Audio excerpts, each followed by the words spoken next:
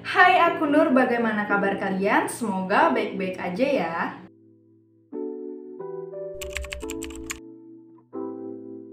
Siapa nih yang masih kesulitan buat nabung, entah karena income-nya yang dikit, atau karena kalian yang nggak konsisten?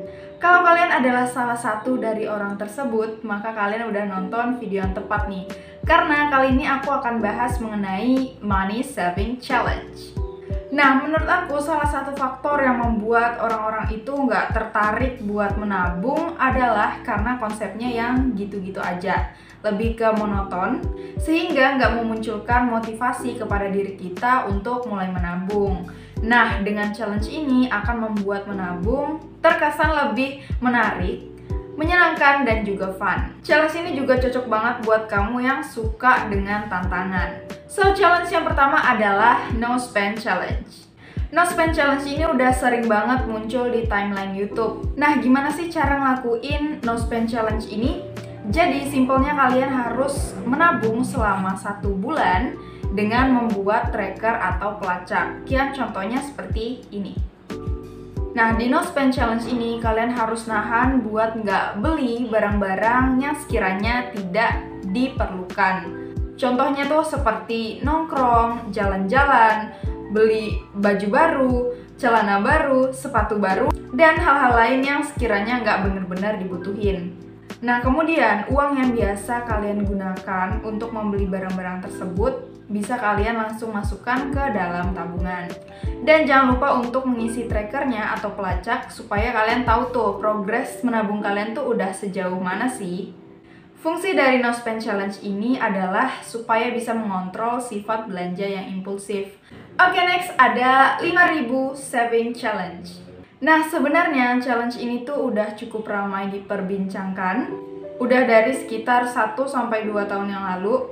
Kalian bisa lihat tuh all shop pada jualan celengan yang tulisannya 5.000.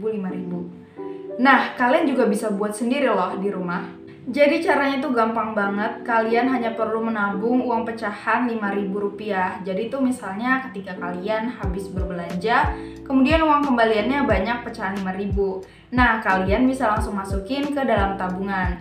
Dan jangan lupa untuk membuat tracker atau pelacaknya. Jadi kalian harus tentuin dulu tuh targetnya berapa. Misalkan kalian punya target tabungan 1 juta.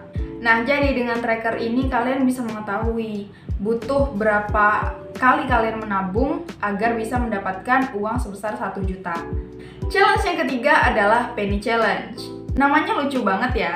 Jadi Penny Challenge ini adalah menabung dengan uang receh. Kalian sering kan berbelanja terus dapat uang kembaliannya itu uang receh.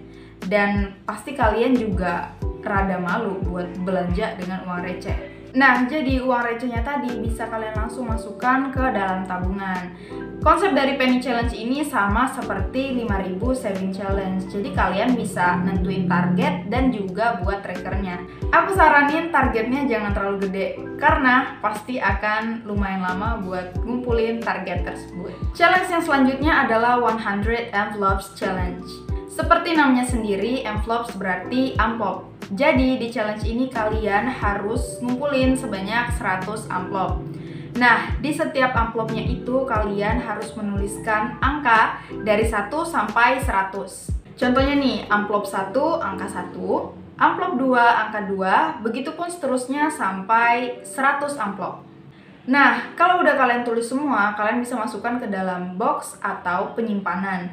Nanti ketika kalian mau menabung, kalian harus mengambil amplop tersebut secara acak, jadi nggak boleh berurutan. Nah, kemudian setelah kalian mengambil amplopnya, kalian lihat tuh angka berapa yang muncul. Misalkan aku hari ini mau menabung, dan aku ngambil amplop, angka yang keluar adalah 56, berarti aku harus menabung sebanyak Rp56.000. Nah, nominal target dari 100 Envelopes Challenge ini tuh lumayan gede. Jadi kalau kalian bisa berhasil mengumpulkan atau mengisi 100 amplop, kalian bisa mendapatkan kurang lebih 5 juta rupiah.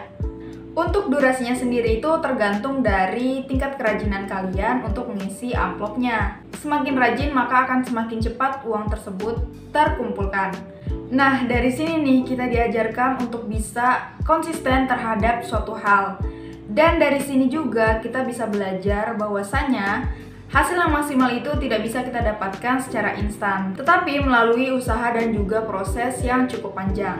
Nah, kalau kalian ngerasa 100 amplop challenge ini cukup berat untuk dijalani, kalian bisa melakukan challenge yang kelima, yaitu 52 weeks challenge atau 52 minggu challenge. Jadi, konsep dari 52 minggu challenge ini tuh sama dengan 100 amplop challenge. Bedanya adalah kalian hanya perlu menabung setiap minggunya. Nominalnya itu tergantung dari minggu keberapa kalian menabung. Misalkan aku menabung di minggu pertama, jadi ya aku nabungnya itu sebesar Rp1.000.